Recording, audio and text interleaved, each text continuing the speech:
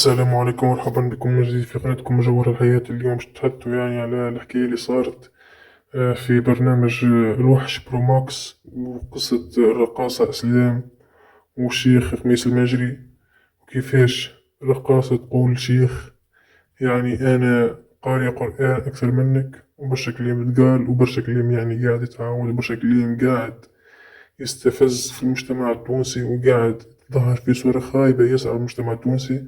البرنامج هذا حاضر فيه رقاصة، وحاضر فيه شيخ، وحاضر فيه يعني بعض المثقفين والرياضية وبعض الأشخاص من القسم الرياضي والإعلاميين.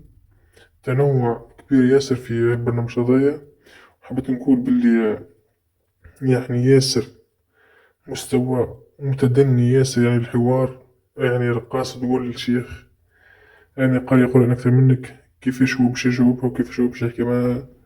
بصراحة يا خيبة المسعى. احنا كمجتمع تونسي راه نقاطعوا البرنامج هذا، ونقاطعوا جميع البرامج التونسية اللي ماهيش قاعدة تعطي في حتى بليس للمجتمع التونسي. المجتمع التونسي قاعد منهار، مجتمع قاعد كل نهار يعني تصير كارثة، كل نهار تصير جريمة للأسف.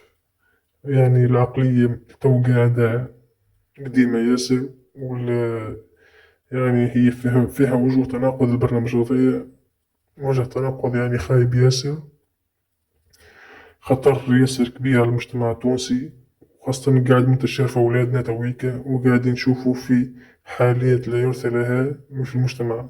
شكرا للشيخ خميس المجري على الكلام اللي قالوا، كيفاش ينصح العباد وكيفاش يقول يعني بالحرف الواحد يعني ينهى عن الفحشاء والمنكر ويأمر بالأمر بالمعروف. إن شاء الله نتمنى من الشيخ هذا يعني تكون ربي كثر من أمثاله، وربي إن شاء الله يعني يقاوم برشا أشخاص من ذوي الرأي المخالف، باش يثبت اللي ديننا دين الحق ودين الإسلام دين واجب قبل كل شيء.